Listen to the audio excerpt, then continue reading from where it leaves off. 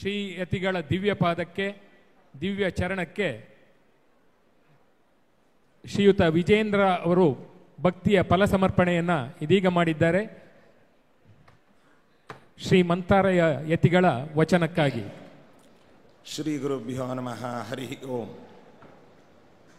ಕಪಿ ಕಟಕ ಧುರೀಣ ಕಾರ್ಮುಕನ್ಯಸ್ತಬಾಣ ಕ್ಷಪಿತದಿತಿಜ ಸೈನ್ಯ ಕ್ಷತ್ರಿಯೇಷ್ವಗ್ರಗಣ್ಯ ಜಲಧಿ ರಚಿತ ಸೇತುರ್ಜಾನಕೀತೋಷ ಹೇತು ಪಥಿಪತಿ ಗುಣಸಾಂದ್ರ ಪಾತು ಮಾಂ ರಾಮಚಂದ್ರ. ಬುದ್ಧಿರ್ಬಲಂ ಯಶೋಧೈರ್ಯಂ ನಿರ್ಭಯತ್ವಂ ಅರೋಗತ ಅಜಾಡ್ಯಂ ವಾಕ್ಪಟುತ್ವಂಚ ಹನುಮತ್ ಸ್ಮರಣಾತ್ ಭವೇತ್. ಪೂಜ್ಯಾಯ ರಾಘವೇಂದ್ರಾಯ ಸತ್ಯಧರ್ಮ ರತಾಯ ಚ ಭಜತಾಂ ಕಲ್ಪವೃಕ್ಷಾಯ ನಮತಾಂ ಕಾಮಧೇನವೇ. ಸರ್ವೇಪಿ ಸುಖಿನಃ ಸಂತು, ಸರ್ವೇ ಸಂತು ನಿರಾಮಯಾಃ, ಸರ್ವೇ ಭದ್ರಾಣಿ ಪಶ್ಯಂತು, ಸರ್ವೇ ಸುಗುಣಶಾಲಿನಃ. ವೇದಿಕೆಯ ಮೇಲೆ ಆಸೀನರಾದಂತಹ ಶ್ರೀ ಶಂಕರಾಚಾರ್ಯರ ಪೀಠದ ರಾಘವೇಶ್ವರ ಭಾರತೀ ಸ್ವಾಮಿಗಳು, ರಾಮಚಂದ್ರಾಪುರ ಮಠದ ಶ್ರೀಗಳು ನಮಗೆ ಅತ್ಯಂತ ಆತ್ಮೀಯರು. ಅವರಿಲ್ಲಿ ವೇದಿಕೆಯಲ್ಲಿ ಆಸೀನರಾಗಿದ್ದಾರೆ. ಅವರನ್ನು ತುಂಬ ಹೃದಯದಿಂದ ಅಭಿನಂದಿಸಿ, ಅದೇ ರೀತಿಯಾಗಿ ಆದಿಚುಂಚನಗಿರಿ ಸಂಸ್ಥಾನದ ಶಿಷ್ಯವರ್ಗಕ್ಕೆ ಸೇರಿರ್ತಕ್ಕಂತಹ ಶ್ರೀಗಳು ಇಲ್ಲಿ ಉಪಸ್ಥಿತರಿದ್ದಾರೆ. ಅವರನ್ನು ಅಭಿನಂದಿಸಿ, ವೇದಿಕೆಯ ಮೇಲೆ ರಾಜಕೀಯ ಕ್ಷೇತ್ರದ ಅನೇಕ ಹಿರಿಯರುಗಳಿದ್ದಾರೆ. ಕೇಂದ್ರ ಮಂತ್ರಿಗಳಾದ ಪ್ರಹ್ಲಾದ್ ಜೋಶಿಯವರು, ಮಾಜಿ ಮುಖ್ಯಮಂತ್ರಿಗಳಾದಂತಹ ಸದಾನಂದ ಗೌಡರು, ಅದೇ ರೀತಿಯಾಗಿ ರಾಜ್ಯ ಮಂತ್ರಿಗಳು ಮತ್ತು ಸ್ಪೀಕರ್ ಆಗಿ ಕೆಲಸ ಮಾಡಿರ್ತಕ್ಕಂತಹ ಹವ್ಯಕ ಸಮುದಾಯದ ಈ ಸಮ್ಮೇಳನದ ಅಧ್ಯಕ್ಷರಾದ ವಿಶ್ವೇಶ್ವರ ಹೆಗಡೆ ಕಾಗೇರಿಯವರು, BY ವಿಜೇಂದ್ರ ಅವರು ರಾಜ್ಯ BJP ಅಧ್ಯಕ್ಷರಾಗಿ, ಪತ್ರಿಕಾರಂಗದ ಹಿರಿಯರಾದಂತಹ ವಿಶ್ವೇಶ್ವರ ಭಟ್ರು, ವೈದ್ಯಕೀಯ ರಂಗದ ಪ್ರಮುಖರಾದಂತಹ ಗಿರಿಧರ್ ಕಜೆ ಅವರು, ಅದೇ ರೀತಿಯಾಗಿ ನ್ಯಾಯಾಂಗದ ಸೇವೆಯನ್ನು ಸಲ್ಲಿಸ್ತಾ ಇರತಕ್ಕಂತಹ ಹಾರ್ನಳ್ಳಿ ಅವರು ಮತ್ತು ಶ್ರೀ ಕ್ಷೇತ್ರ ಹೊರನಾಡಿನ ಧರ್ಮಾಧಿಕಾರಿಗಳಾಗಿರ್ತಕ್ಕಂತಹ ಅವರಿಲ್ಲಿದ್ದಾರೆ. ಇನ್ನಿತರ ಅನೇಕರು ವೇದಿಕೆಯ ಮೇಲೆ ಈ ಕಾರ್ಯಕ್ರಮದ ವಿಶೇಷ ಆಹ್ವಾನಿತರಾಗಿ ಇಲ್ಲಿ ಉಪಸ್ಥಿತರಿದ್ದಾರೆ. ಅವರನ್ನೆಲ್ಲರನ್ನೂ ಕೂಡ ಅತ್ಯಂತ ಆತ್ಮೀಯತೆಯಿಂದ ಅಭಿನಂದಿಸಿ, ಹವ್ಯಕ ಸಮುದಾಯದ ದೇಶ ವಿದೇಶಗಳಲ್ಲಿ ಇದ್ದು ತಮ್ಮದೇ ಆದಂತಹ ವಿಶಿಷ್ಟವಾದ ಸೇವೆಯನ್ನು ಸಲ್ಲಿಸಿ ತೃತೀಯ ವಿಶ್ವ ಹವ್ಯಕ ಸಮ್ಮೇಳನದ ಈ ಬೃಹತ್ ಸಮಾವೇಶಕ್ಕೆ ಸಂಘಟಕರಾಗಿ, ಸಮ್ಮಿಲಿತರಾಗಿ ಉಪಸ್ಥಿತರಿರತಕ್ಕಂತಹ ಎಲ್ಲ ಹವ್ಯಕ ಸಮುದಾಯದ ಆತ್ಮೀಯರನ್ನು ನಾವು ತುಂಬ ಹೃದಯದಿಂದ ಅಭಿನಂದಿಸಿ, ಅದೇ ರೀತಿಯಾಗಿ ಪತ್ರಿಕಾರಂಗದ ಎಲ್ಲ ವಿದ್ಯುನ್ಮಾಧ್ಯಮ, ಮುದ್ರಣ ಮಾಧ್ಯಮದ ಎಲ್ಲ ಪ್ರತಿನಿಧಿಗಳಿದ್ದಾರೆ. ಅವರನ್ನು ಕೂಡ ನಾವು ಅಭಿನಂದಿಸಿ, ಈ ಭವ್ಯವಾದಂತಹ ಹವ್ಯಕ ಸಮುದಾಯದ ಈ ವಿಶ್ವಮಟ್ಟದ ಕಾರ್ಯಕ್ರಮವನ್ನು ಬೆಂಗಳೂರು ಮಹಾನಗರದಲ್ಲಿ ಆಯೋಜಿಸಿರ್ತಕ್ಕಂಥದ್ದು ಅತ್ಯಂತ ಕಾರ್ಯಕ್ರಮ. ಈಗಾಗಲೇ ನಮ್ಮ ವಿಜೇಂದ್ರ ಅವರು ಹೇಳಿದಂತೆ ಭಾರತ ದೇಶದ ಆರ್ಥಿಕ ತಜ್ಞರಾಗಿ, ಸರಳ ಸಹೃದಯಿಗಳಾಗಿ, ಆಪತ್ಕಾಲದಲ್ಲಿ ಭಾರತದ ಪ್ರಧಾನಮಂತ್ರಿ ಸ್ಥಾನವನ್ನು ಅಲಂಕರಿಸಿ ಆರ್ಥಿಕ ರಂಗದಲ್ಲಿ ಭಾರತವನ್ನು ಮುನ್ನಡೆಸಿರ್ತಕ್ಕಂತಹ ಡಾಕ್ಟರ್ ಮನಮೋಹನ್ ಸಿಂಗ್ ಅವರು ನಿನ್ನೆ ಈ ದಿನ ಇಹಲೋಕವನ್ನು ತ್ಯಜಿಸಿ ಭಗವಂತನ ಪಾದವನ್ನು ಸೇರಿದ್ದಾರೆ. ಅವರ ಆತ್ಮಕ್ಕೆ ಸದ್ಗತಿಯಾಗಲಿ ಎಂಬುದಾಗಿಯೂ ಕೂಡ ಭಗವಂತನಲ್ಲಿ ಪ್ರಾರ್ಥಿಸುತ್ತಾ, ಈ ತೃತೀಯ ವಿಶ್ವ ಹವ್ಯಕ ಸಮ್ಮೇಳನದ ಕಾರ್ಯಕ್ರಮವನ್ನು ಕೇಂದ್ರ ಬಿಂದುವಾಗಿ ನಮಗೆಲ್ಲರಿಗೂ ಕಾಣ್ತಾ ಇರತಕ್ಕಂಥ ವ್ಯಕ್ತಿಗಳು ಸಮಾಜವನ್ನು ಸಂಘಟನೆ ಮಾಡಿ ಧಾರ್ಮಿಕವಾಗಿ, ಸಾಮಾಜಿಕವಾಗಿ, ಸಾಂಸ್ಕೃತಿಕವಾಗಿ ಮುನ್ನಡೆಸ್ತಾ ಇರತಕ್ಕಂತಹ ನೇತಾರರು ನಿಮ್ಮೆಲ್ಲರ ಅತ್ಯಂತ ಆತ್ಮೀಯರು ಆದಂತಹ ನಮ್ಮ ರಾಮಚಂದ್ರಾಪುರ ಮಠದ ರಾಘವೇಶ್ವರ ಭಾರತಿ ಸ್ವಾಮಿಗಳವರು. ಅವರ ನಗುಮುಖ, ಅವರ ಸಂಸ್ಕೃತಿ, ಸರಳತೆ ಜೊತೆಗೆ ಧಾರ್ಮಿಕವಾಗಿ ಜನರನ್ನು ಚೈತನ್ಯವಂತರನ್ನಾಗಿ ಮಾಡುವ ಮೂಲಕ ನಮ್ಮ ಸಂಸ್ಕೃತಿ ಗ್ರಂಥಗಳ ಪರಿಚಯವನ್ನು ರಾಮಾಯಣ ಮೊದಲಾದ ಗ್ರಂಥಗಳ ಪ್ರವಚನಗಳ ಮೂಲಕವಾಗಿ ಎಲ್ಲರಿಗೂ ಕೂಡ ವಿಶೇಷವಾಗಿ ಆದರ್ಶವನ್ನು ಬಿತ್ತರಿಸ್ತಾ ಇರತಕ್ಕಂಥ ಸ್ವಾಮಿಗಳನ್ನು ನಾವು ಅದೆಷ್ಟು ಅಭಿನಂದಿಸಿದರೂ ಕೂಡ ಅದು ಕಮ್ಮಿ ಅಂತ. ಅವರ ರಾಮಕಥೆಗಳ ಮೂಲಕವಾಗಿ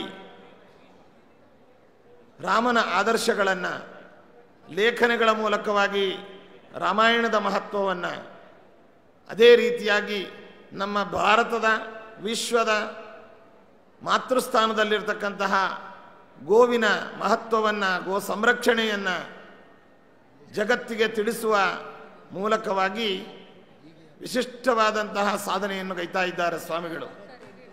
ಅಂತಹ ಸಮುದಾಯದ ಧರ್ಮಪೀಠದ ಸ್ವಾಮಿಗಳು ಅಂತ ಹೇಳಲಿಕ್ಕೆ ಒಂದು ರೀತಿಯ ಹೆಮ್ಮೆ ಆಗ್ತದೆ.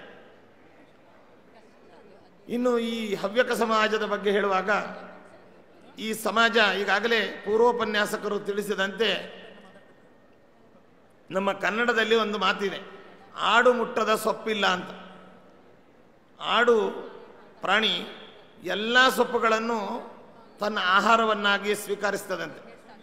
ಅದು ವಿಷವಾಗಿರಬಹುದು, ಸಿಹಿಯಾಗಿರ್ಬೋದು, ಅಥವಾ ಯಾವುದೇ ರುಚಿ ಇಲ್ಲದೇ ಇರತಕ್ಕಂಥದ್ದಾಗಿರ್ಬೋದು. ಎಲ್ಲ ಸೊಪ್ಪುಗಳನ್ನು, ಎಲ್ಲ ಗಿಡಗಳನ್ನು ಅದು ತಾನು ಬಾಯಿ ಹಚ್ಚಿ ಆಹಾರವನ್ನಾಗಿ ಸ್ವೀಕಾರ ಮಾಡುತ್ತಂತೆ. ಹಾಗೆ ಇವತ್ತು ಬೇರೆ ಬೇರೆ ಸಮಾಜದ ವ್ಯಕ್ತಿಗಳು ಇಂತಹ ಒಂದು ವಿಶಿಷ್ಟವಾದ ಕಾರ್ಯವನ್ನು ಮಾತ್ರ ಆಯ್ಕೆ ಮಾಡಿಕೊಂಡಿರಬಹುದು. ಆದರೆ ಹವ್ಯಕ ಸಮಾಜ ಆ ರೀತಿ ಅಲ್ಲ. ಎಲ್ಲ ಆಯಾಮಗಳನ್ನು ಕೂಡ ತಮ್ಮ ಕಸುಬನ್ನಾಗಿ, ಆ ಎಲ್ಲ ಆಯಾಮಗಳಲ್ಲಿ ತಮ್ಮದೇ ಆದಂತಹ ಛಾಪನ್ನು ಛಾಪಿಸಿರತಕ್ಕಂತಹ ಏಕೈಕ ಸಮುದಾಯ ಅದು ಹವ್ಯಕ ಸಮುದಾಯ. ವಿಜ್ಞಾನದ ರಂಗ, ಪತ್ರಿಕಾ ರಂಗ, ರಾಜಕೀಯ ರಂಗ, ಅದೇ ರೀತಿಯಾಗಿ ಕೃಷಿ ಆಗ್ಬೋದು, ಜ್ಯೋತಿಷ್ಯವಾಗ್ಬೋದು, ಮತ್ತು ಯಜ್ಞ ಯಾಗಾದಿಗಳಲ್ಲಿ ಆಗ್ಬೋದು, ವೇದಾಧ್ಯಯನದಲ್ಲಿ ಆಗ್ಬೋದು, ಸದಾಚಾರದಲ್ಲಾಗ್ಬೋದು, ಸಮಾಜದ ಕಷ್ಟ ಸುಖಗಳಿಗೆ ಸ್ಪಂದಿಸುವಂತಹ ನಿಟ್ಟಿನಲ್ಲಿ ಆಗ್ಬೋದು. ಎಲ್ಲ ಆಯಾಮಗಳಲ್ಲಿಯೂ ಕೂಡ ಈ ಸಮುದಾಯ ತನ್ನದೇ ಆದಂತಹ ಪಾತ್ರವನ್ನು ಪೋಷಿಸಿ ಒಂದು ವಿಶಿಷ್ಟವಾದ ಕಾರ್ಯವನ್ನು ಮಾಡ್ತಾ ಇರತಕ್ಕಂಥ ಸಮುದಾಯ ಅಂದರೆ ಅದು ನಮ್ಮ ಹವ್ಯಕ ಸಮುದಾಯ. ಇವತ್ತು ನಮಗೆಲ್ಲರಿಗೂ ತಿಳಿದ ಹಾಗೆ ಹವ್ಯಕ ಸಮುದಾಯ ಅಂತಂದರೆ ಯಾವುದು ಅಂತಂದರೆ ಇದು ಬ್ರಾಹ್ಮಣ ಸಮುದಾಯದ ಮತ್ತೊಂದು ಭಾಗವೇ ಹೊರತು ಬ್ರಾಹ್ಮಣ ಸಮುದಾಯವನ್ನು ಹೊರತಾದದ್ದಲ್ಲ. ಇವತ್ತು ಬ್ರಾಹ್ಮಣನಿಗೆ ಮುಖ್ಯವಾದ ಕರ್ತವ್ಯವನ್ನು ಶಾಸ್ತ್ರದಲ್ಲಿ ವಿಧಾನ ಮಾಡುವಾಗ ಅಧ್ಯಯನ, ಅಧ್ಯಾಪನ, ಯಜನ, ಯಾಜನ, ದಾನ, ಪ್ರತಿಗ್ರಹ ಅಂತ 6 ಕರ್ಮಗಳನ್ನು ವಿಧಾನ ಮಾಡಿದ್ದಾವೆ. ತಾನು ಅಧ್ಯಯನ ಮಾಡಬೇಕು, ಇನ್ನೊಬ್ಬರಿಗೆ ಪಾಠವನ್ನು ಹೇಳುವ ಮೂಲಕ ಅಧ್ಯಾಪನ ಮಾಡಬೇಕು, ತಾನು ಯಾಗವನ್ನು, ಯಜ್ಞ ಯಾಗಾದಿಗಳನ್ನು ಮಾಡಬೇಕು, ಸಮಾಜದ ಒಳಿತಿಗಾಗಿ ಯಜ್ಞ ಯಾಗಾದಿಗಳನ್ನು ಮಾಡಿಸಬೇಕು, ದಾನ ನೀಡಬೇಕು, ಪರರಿಂದ ದಾನವನ್ನು ಸ್ವೀಕಾರ ಮಾಡಬೇಕು. ಇದು ಷಟ್ಕರ್ಮ ನಿರತರಾದಂತಹದ್ದು ಬ್ರಾಹ್ಮಣ್ಯದ ಒಂದು ಧರ್ಮ ಅಂತ ಹೇಳಿದ್ದಾರೆ. ಅಂತಹ ಅದರಲ್ಲಿ ಪ್ರಮುಖವಾದಂತಹದ್ದು ಈ ಹವ್ಯ. ಅಂದರೆ ಹವ್ಯಕರು ಅಂತಂದರೆ, ಹವ್ಯ ಕಾರ್ಯ ಅಂತಂದರೆ ದೇವತಾ ಕಾರ್ಯ ಅಂತ. ಈ ದೇವತಾ ಕಾರ್ಯ ಯಾರೊಬ್ಬರ ಸಲುವಾಗಿ ಮಾಡುವಂಥದ್ದಲ್ಲ, ವಿಶ್ವದ ಸಲುವಾಗಿ, ದೇಶದ ಸಲುವಾಗಿ, ಸಮುದಾಯದ ಸಲುವಾಗಿ, ಆರ್ತರ ಸಲುವಾಗಿ, ದೀನರ ಸಲುವಾಗಿ ಆಚರಿಸುವಂತಹ ಒಂದು ಕಾರ್ಯವಾಗಿದೆ. ಅಂತಹ ಹವ್ಯವನ್ನು ನಾವಿವತ್ತು ಯಜ್ಞಯಾಗಾದಿಗಳನ್ನು ಹವ್ಯ ಕಾರ್ಯ ಅಂತ ಕರಿತೇವೆ. ಅಂತಹ ಹವ್ಯ ಕಾರ್ಯವನ್ನು ಮಾಡಿಸುವ ಮೂಲಕ ಈ ಸಮುದಾಯ ಹವ್ಯಕರು ಎಂಬುದಾಗಿ ಕರೆಸಿಕೊಳ್ಳಲ್ಪಟ್ಟಿದ್ದಾರೆ. ಇಂತಹ ಒಂದು ಸಮುದಾಯದ ಒಂದು ವಿಶೇಷತೆ ಅಂತಂದರೆ ಪೂರ್ವೋಪನ್ಯಾಸಕರು ಹೇಳಿದರು ಬೇಡದ ಸಮುದಾಯ ಅಂತಂದರು. ಬೇಡದ ಸಮುದಾಯ ಅಂದರೆ ಯಾರಿಗೂ ಬೇಡವಾದ ಮತ್ತೊಬ್ಬರನ್ನ ಬೇಡದ ಸಮುದಾಯ. ಎಲ್ಲರಿಗೂ ಬೇಕಾದ ಸಮುದಾಯ, ಯಾರನ್ನು ಬೇಡದ ಸಮುದಾಯ. ಅದಕ್ಕೋಸ್ಕರವಾಗಿ ಬೇಡದ ಸಮುದಾಯ ಅಂತ ಯಾಕೆ ಹೇಳಿದರೆ, ಪ್ರತಿಯೊಬ್ಬ ಸಮುದಾಯದವರು ತಮ್ಮ ಮನೆಯಲ್ಲಿ ಯಾವುದೇ ದೇವತಾ ಕಾರ್ಯಗಳಾಗ್ಬೋದು, ಒಬ್ಬ ಪುರೋಹಿತ ಬೇಕು, ಆದ್ದರಿಂದ ಅವರು ಅಲ್ಲಿರಬೇಕು. ಕೃಷಿ ಮಾಡಲಿಕ್ಕೆ ಅದಕ್ಕೆ ಬೇಕು. ಪತ್ರಿಕಾರಂಗದ ಮೂಲಕವಾಗಿ ನಮಗೆ ಆ ಸಮುದಾಯ ಬೇಕು. ವಿಜ್ಞಾನದ ಮೂಲಕವಾಗಿ ನಮಗೆ ಆ ಸಮುದಾಯ ಬೇಕು. ಅಥವಾ ಮತ್ಯಾವುದೋ ಒಂದು ಕಾರ್ಯಕ್ರಮದಲ್ಲಿ ಎಲ್ಲ ರೀತಿಯಲ್ಲಿಯೂ ಎಲ್ಲರಿಗೂ ಬೇಕಾದ ಸಮುದಾಯ, ಯಾರನ್ನು ಕೈ ಚಾಚಿ ಬೇಡದ ಸಮುದಾಯ, ಅದು ಹವ್ಯಕ ಸಮುದಾಯ. ಇವತ್ತು ಈ ಸಮುದಾಯ ಯಾವ ಕಾರ್ಯವನ್ನು ಕೂಡ ಕಡೆಗಾಣಿಸದೆ, ಇದು ಚಿಕ್ಕ ಕಾರ್ಯ, ಇದು ದೊಡ್ಡ ಕಾರ್ಯ, ಅಥವಾ ಇದು ತುಂಬ ಹಣ ಬರುವ ಕಾರ್ಯ, ಇದು ಹಣ ಸಿಗದೇ ಇರುವ ಕಾರ್ಯ ಅಂತಲ್ಲ, ಎಲ್ಲ ಕಾರ್ಯಗಳನ್ನು ಕೂಡ ಆಯ್ಕೆ ಮಾಡಿಕೊಂಡು ಎಲ್ಲ ಕಾರ್ಯದಲ್ಲಿಯೂ ಕೂಡ ತಮ್ಮನ್ನು ತಾವು ತೊಡಗಿಸಿಕೊಂಡು ಯಶಸ್ಸನ್ನು ಗಳಿಸಿರ್ತಕ್ಕಂಥ ಸಮುದಾಯ ಅದು ಹವ್ಯಕ ಸಮುದಾಯವಾಗಿದೆ. ಅಂತಹ ಸಮುದಾಯ ನಮಗೆ ನಿಜವಾಗಲೂ ಕೂಡ ಭವ್ಯ ಭಾರತದ ನಿರ್ಮಾಣಕ್ಕೆ ಇವತ್ತು ಬ್ರಾಹ್ಮಣರು ಮಾತ್ರ ಇದ್ದರೆ ಅಲ್ಲ, ಅಥವಾ ಮತ್ತೊಂದು ಸಮುದಾಯದವರು ಮಾತ್ರ ಇದ್ದರೆ ಅಲ್ಲ, ಎಲ್ಲ ಸಮುದಾಯಗಳ ಸಮ್ಮಿಲನವೇ ಭವ್ಯ ಭಾರತದ ಸಮುದಾಯ ಒಂದು ನಿರ್ಮಾಣಕ್ಕೆ ಅದು ಮುಖ್ಯವಾದದ್ದಾಗತ್ತೆ ಅಂತನ್ನುವಂತಹ ಹಿನ್ನೆಲೆಯಲ್ಲಿ ಈ ಸಮುದಾಯದ ಒಗ್ಗಟ್ಟು, ಹಿತಚಿಂತನೆ, ಕರ್ತವ್ಯದ ಬೋಧನೆ ಜೊತೆಯಲ್ಲಿ ಈ ಸಮುದಾಯಕ್ಕೆ ಆಗಬೇಕಾದಂತಹ ಲಾಭಗಳು ಅಥವಾ ಈ ಸಮುದಾಯದ ಕುಂದು ಕೊರತೆಗಳು ಇದನ್ನೆಲ್ಲವನ್ನು ದೃಷ್ಟಿಯಲ್ಲಿಟ್ಟುಕೊಂಡು ಅದರ ಪರಿಹಾರವನ್ನು ಹುಡುಕಿ ಸೂಕ್ತ ಮಾರ್ಗದರ್ಶನವನ್ನು ಮಾಡುವ ಉದ್ದೇಶದಿಂದ ಈ ತೃತೀಯ ವಿಶ್ವ ಹವ್ಯಕ ಸಮುದಾಯದ ಒಂದು ಕಾರ್ಯಕ್ರಮವನ್ನು ಈ ಸುವ್ಯವಸ್ಥಿತವಾದ ರೀತಿಯಲ್ಲಿ ಇಲ್ಲಿ ಆಯೋಜನೆ ಮಾಡಿ ಆಚರಿಸ್ತಾ ಇರ್ತಾರೆ. ಇದರ ಆಯೋಜಕರನ್ನು ಮತ್ತು ಇದರ ಮುಖಂಡರನ್ನು, ಈ ಸಮುದಾಯದ ಮುಖ್ಯ ಪೀಠಾಧ್ಯಕ್ಷರನ್ನು ಮತ್ತು ಈ ಸಮುದಾಯಕ್ಕೆ ಬೆಂಬಲವಾಗಿ ನಿಂತಹ ವ್ಯಕ್ತಿಗಳನ್ನು ಎಲ್ಲರನ್ನು ಕೂಡ ಮತ್ತೊಮ್ಮೆ ನಾವು ಅಭಿನಂದಿಸಿ, ಇನ್ನು ಈಗಾಗಲೇ ರಾಜಕೀಯ ಕ್ಷೇತ್ರದಲ್ಲಿ ಅಜಾತ ಶತ್ರುಗಳು ಎಂಬುದಾಗಿ ಕರೆಸಿಕೊಂಡು ಪ್ರಾಮಾಣಿಕ ರಾಜಕಾರಣಿಗಳಾಗಿ, ಆದರ್ಶ ರಾಜಕಾರಣಿಗಳಾಗಿ ನಮ್ಮ ರಾಜ್ಯದ, ನಮ್ಮ ದೇಶದ ಸೇವೆಯನ್ನು ಸಲ್ಲಿಸಿದ್ದಂತಹ ದಿವಂಗತ ಮಾಜಿ ಮುಖ್ಯಮಂತ್ರಿಗಳಾಗಿದ್ದ ರಾಮಕೃಷ್ಣ ಹೆಗಡೆ ಅವರು ಈ ಸಮುದಾಯದವರು. ಅದೇ ರೀತಿಯಾಗಿ ನಮ್ಮ ವಿಶ್ವೇಶ್ವರ ಹೆಗಡೆ ಕಾಗೇರಿಯವರು ಈ ಸಮುದಾಯದವರು. ಇವರೇ ಮೊದಲಾದಂತಹ ಅನೇಕರು ರಾಜಕೀಯ ಕ್ಷೇತ್ರದಲ್ಲಿ ತಮ್ಮ ವಿಶಿಷ್ಟವಾದ ಸೇವೆಯನ್ನು ಸಲ್ಲಿಸಿದ್ದಾರೆ. ಇನ್ನು ಪತ್ರಿಕಾರಂಗದಲ್ಲಿ ಇಡೀ ನಮ್ಮ ರಾಜ್ಯವನ್ನು ಪತ್ರಿಕಾರಂಗದ ಮೂಲಕವಾಗಿ ವ್ಯಾಪಿಸಿರುವಂತಹ ತ್ರಿವಿಕ್ರಮ ವ್ಯಕ್ತಿತ್ವದ ವ್ಯಕ್ತಿಗಳು ಅಂತಂದರೆ ನಮಗೆ ಮೊದಲಿಗೆ ಕಣ್ಣಿಗೆ ಕಾಣುವಂಥ ವ್ಯಕ್ತಿಗಳು ನಮ್ಮವರೇ ಆದಂತಹ ವಿಶ್ವೇಶ್ವರ ಭಟ್ರು.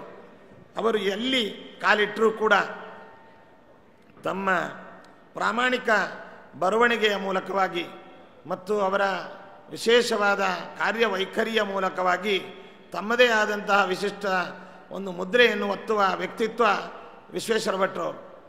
ಅವರು ಈ ಹಿಂದೆ ಅನೇಕ ಪತ್ರಿಕೆಗಳಲ್ಲಿ ಸೇವೆಯನ್ನು ಸಲ್ಲಿಸಿ ಈಗ ವಿಶ್ವವಾಣಿ ಅನ್ನುವಂಥ ಒಂದು ಪತ್ರಿಕೆಯನ್ನೇ ಹುಟ್ಟುಹಾಕಿ ವಿಶೇಷವಾಗಿ ಜನಮೆಚ್ಚುಗೆಯನ್ನು ಪಡೆದಿರತಕ್ಕಂಥವರು ಈ ಸಮಾಜದವರಾಗಿದ್ದಾರೆ. ಅದೇ ರೀತಿಯಾಗಿ ರವೀಂದ್ರ ಭಟ್ರಾಗ್ಬೋದು, ರವಿ ಹೆಗಡೆಯವರಾಗ್ಬೋದು, ಮತ್ತು ಈ ಪತ್ರಿಕಾ ಮಾಧ್ಯಮದ ನಮ್ಮ ಮೈಸೂರು ಮಿತ್ರ ಪತ್ರಿಕೆಯವರು, ಈ ಥರ ಎಲ್ಲ ರಂಗದಲ್ಲಿಯೂ ಕೂಡ ಪತ್ರಿಕಾ ರಂಗದಲ್ಲಿ ವಿಶೇಷವಾಗಿ ಈ ಸಮುದಾಯದ ವ್ಯಕ್ತಿಗಳು ತಮ್ಮದೇ ಆದಂತಹ ಒಂದು ಗುರುತನ್ನು ಶಾಶ್ವತವಾಗಿ ಮೂಡಿಸಿದ್ದಾರೆ. ಇನ್ನು ಇವತ್ತು ನಮಗೆ ಇಡೀ ವಿಶ್ವದಲ್ಲಿ ಹೊರನಾಡು ಕ್ಷೇತ್ರ ಇದೊಂದು ಧಾರ್ಮಿಕ ಕ್ಷೇತ್ರ,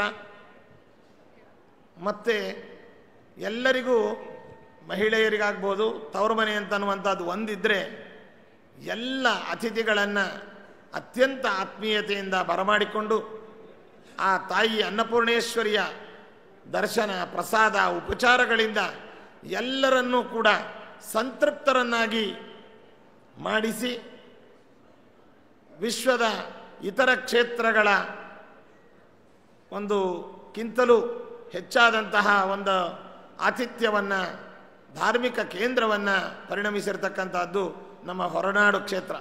ಅದರ ಧರ್ಮಾಧಿಕಾರಿಗಳು ಕೂಡ ಈ ಸಮುದಾಯದವರು ಅಂತ ಹೇಳಲಿಕ್ಕೆ ನಮಗೆ ಬಹಳ ಹೆಮ್ಮೆ ಆಗ್ತದೆ. ನಮ್ಮ ಭೀಮೇಶ್ವರ ಜೋಯಿಸರು, ಅವರ ತಮ್ಮಂದಿರು, ಇವರೆಲ್ಲರೂ ಕೂಡ ಒಂದು ಆತಿಥ್ಯಕ್ಕೆ ಒಂದು ಪ್ರತಿರೂಪರು. ಹೀಗೆ ಅನ್ನದಾನದಿಂದ ಹಿಡಿದು ವಿದ್ಯಾದಾನ, ತಂತ್ರಜ್ಞಾನ, ಪತ್ರಿಕಾರಂಗ, ರಾಜಕೀಯ ರಂಗ, ಕೃಷಿ ರಂಗ ಮತ್ತು ವೇದದ ಷಡಂಗಗಳಲ್ಲಿ ಒಂದಾದಂತಹ ಜ್ಯೋತಿಷ್ಯ, ಪಂಚಾಂಗ ಇತ್ಯಾದಿಗಳ ಮೂಲಕವಾಗಿ ವೈದ್ಯಕೀಯ ರಂಗದಲ್ಲಿ ಏನು ಪ್ಯಾಂಡಮಿಕ್ ಕರೋನಾ ಪೀರಿಯಡ್ನಲ್ಲಿ ಇವತ್ತು ನಾವೆಲ್ಲ ಆ ಪ್ಯಾಂಡಮಿಕ್ಕಿಗೆ ಒಂದು ಚಿಕಿತ್ಸೆಯೇ ಇಲ್ಲ, ಔಷಧಿಯೇ ಇಲ್ಲ ಎಂಬುದಾಗಿ ಇಡೀ ಮನುಕುಲ, ವಿಶ್ವ ಮನುಕುಲ ತತ್ತರಿಸಿದಂತಹ ಸಂದರ್ಭದಲ್ಲಿ ನಮ್ಮ ಗಿರಿಧರ್ ಕಜೆ, ಡಾಕ್ಟರ್ ಗಿರಿಧರ್ ಕಜೆ ಅವರು ತಮ್ಮ ಸಾಧನೆಯೊಂದಿಗೆ ವಿಶೇಷವಾದ ಔಷಧಿಗಳನ್ನು ಶಾಸ್ತ್ರೀಯವಾದ ರೀತಿಯಲ್ಲಿ ಅದಕ್ಕೆ ಒದಗಿಸಿ ಅನೇಕರಿಗೆ ಈ ಯಾವ ಪ್ಯಾಂಡಮಿಕ್ಕನ್ನು ತಪ್ಪಿಸಿರುವಂಥದ್ದು. ಆ ಸಂದರ್ಭದಲ್ಲಿ ಇನ್ನೂ ಹೆಚ್ಚಿನ ಮಟ್ಟದಲ್ಲಿ ಕೇಂದ್ರ ರಾಜ್ಯ ಸರ್ಕಾರ ಅವರಿಗೆ ನೆರವನ್ನು ನೀಡಿದ್ದೇ ಆದಲ್ಲಿ ಇನ್ನೂ ಹೆಚ್ಚಿನ ಸೌಕರ್ಯವನ್ನು ಒದಗಿಸಬಹುದಾಗಿತ್ತು. ಅಂತಹ ಗಿರಿಧರ್ ಕಜೆ ಅವರು ಇವತ್ತು ಆಯುರ್ವೇದದ ಒಂದು ಅಪರ ಧನ್ವಂತರಿ ಎಂಬುದಾಗಿಯೂ ಕೂಡ ಎಲ್ಲರಿಂದ ಕೀರ್ತಿತರಾಗಿದ್ದಾರೆ. ಅವರು ಕೂಡ ಈ ಸಮಾಜದವರು ಅಂತ ಹೇಳಲಿಕ್ಕೆ ನಮಗೆ ಅತ್ಯಂತ ಹೆಮ್ಮೆ ಆಗ್ತದೆ.